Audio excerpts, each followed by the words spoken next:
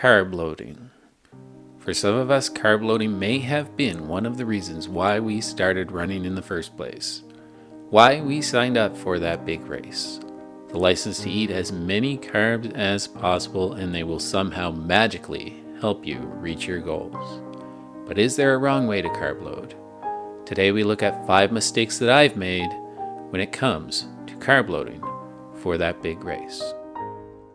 Hi everybody and welcome to the video. My name is Matt and this is What Matters to Matt. And yes, on today's video we're going to be talking all about carb loading. Now, one of the things I wanted to get off the bat right away is that I am not a certified coach. I am no sort of nutritionist. I am not a doctor. I am none of these things. I am simply somebody who's trying to find ways to get a little bit better each and every day. And a lot of times that involves making some mistakes. So when I make those mistakes, or when I've made those mistakes in the past, and I've got a marathon coming up in about 5 weeks now, and one of the things that I try to do is look back at some of my previous preps, 2 different marathons and half marathons, and see what went well and what didn't go well. And then I want to share them with you. I kind of like to think of it as I make those mistakes so that you don't have to. Now, what's actually kind of funny here is that one time, not that many videos ago, I made that similar comment where I am not a coach. I am no sort of certified coach or nutritionist. And I had posted my video to one of these Facebook groups, and somebody, and I couldn't tell if he was being sarcastic or not, and I'm not gonna call him out because I think he actually was, but he quoted me on that. He quoted, quote, "I am not a coach," quote, and then a little smiley emoticon there, emoji with the tears in the eyes and the laughing.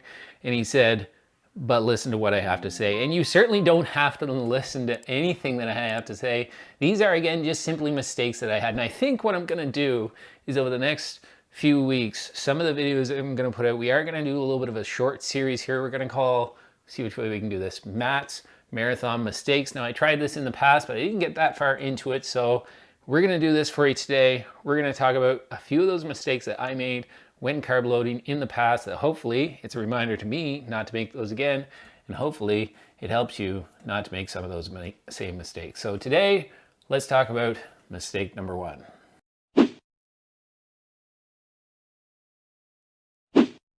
Okay, so that first mistake I have for you revolves around this idea of nothing new on race day. Well, nothing new on the days leading up to race day either. Now, what I got caught up in previous marathon preps is that I would reach out to people that I knew were in the know, that had done several marathons before, and I asked them exactly what they ate for their carb load. You can certainly do that, but if you're going to do that, try some of those foods. If they're different from what you're normally eating, try some of those foods well in advance of that carb load. Try them before a long run, try them the day before, the morning of, but don't try a bunch of new foods just because somebody else says that they're what they actually use for a carb load.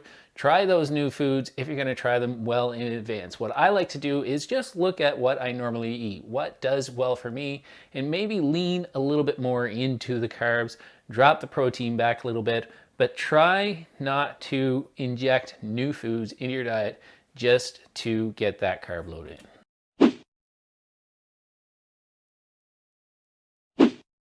All right, so mistake number 2 is high fiber foods. Now, when we start increasing those carbs, there are a number of those foods that are going to include more fiber, and that might inject more fiber into your diet. Now, fiber is very important. It keeps us regular and keeps things moving, but if you're not careful, it's very easy to take on just too much fiber in that carb load leading up to that big race, meaning that you're going to have some GI issues, which are also something that normally happens or could happen potentially during a marathon. So you want to avoid anything that's going to do that to you, and high fiber foods definitely can make the stomach just not feel all that great.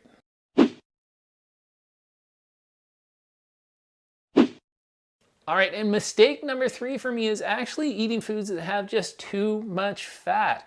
One of the things that I first thought of when I thought I was going to be able to do some carb loading leading up to my first marathon was that it was a little bit of an opportunity to eat some of those guilty pleasures. I had had a pretty clean diet up to that point, and then I started thinking about things like donuts, French fries, chips, and things that had lots of sugar and lots of carbs. But most of those things that are really highly palatable, a lot of them palatable, a lot of them also have quite a bit of fat in them. So you got to be a little bit careful. What ended up happening to me is that I took on too much extra fat. Wasn't really concerned about the weight, because if you're talking about just a few days, you're not going to gain that much weight. Most of that weight is going to be water, and we'll get into that in just a minute.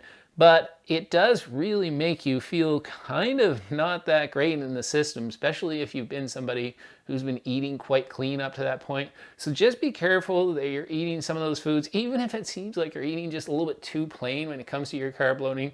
Just be careful of the amount of fat intake that you take along with those carbs.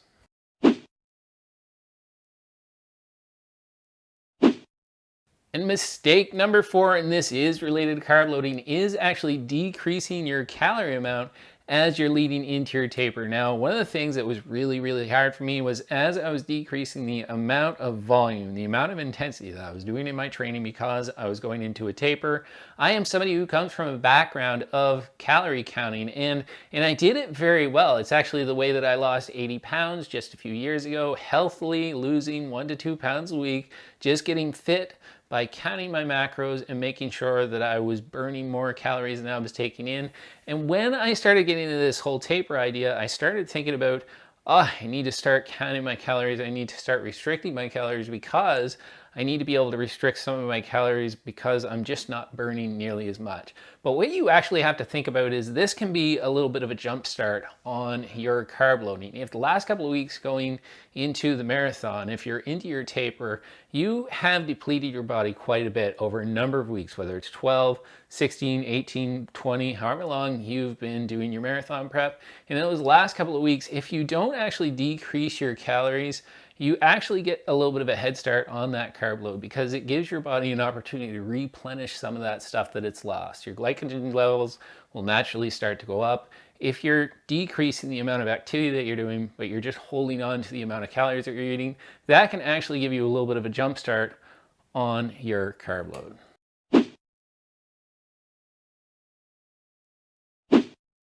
And the last mistake that I have for you is weighing yourself in those days leading up to the race. Now, I am somebody who likes to see all the numbers. I like the data. I like the stats. And if you can handle it, weighing yourself before a race is perfectly fine. But what you don't want to do is weigh yourself, see the scale move up a couple of pounds, and start to panic, start to do things that are just irrational at that moment. You've been working on replenishing your glycogen stores. You've been working on replenishing all that water because you are going to be taking on more water as you increase the amount of carb intake that you have.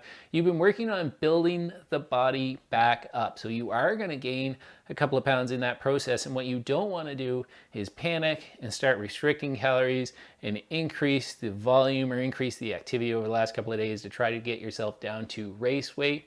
What you want to do is if you're going to use that information, if you're going to see that information, it is just information. Think of it as your body is telling you that you're ready to go, that it's built itself back up and you're ready for race day. All right, so there you have it. 5 quick mistakes that I've made in the past when it comes to carb loading leading up to my marathon. Hopefully this provided you with some valuable information and things for you to think about as you get into your carb loading for any upcoming race that you might have. We're right smack dab in the middle of marathon season for a lot of folks all over the world, so I just wanted to share that with you. Hopefully over the next couple of weeks, as I mentioned before, I'm going to share with you some of the other mistakes that I made so that I can learn and we can learn together and we can all get a little bit faster. My name is Matt, and this is What Matters to Matt, and ultimately, what matters to me most is my family. I'll see you guys in the next video. Step 1, wake up early, gonna rise with the sun. Step 2, get some food in you. Step 3, think real hard about what you wanna be. Step 4, everybody just do your thing. Wake up, today's gonna be a good day. Wake up, today's gonna be a good day. Wake up, today's gonna be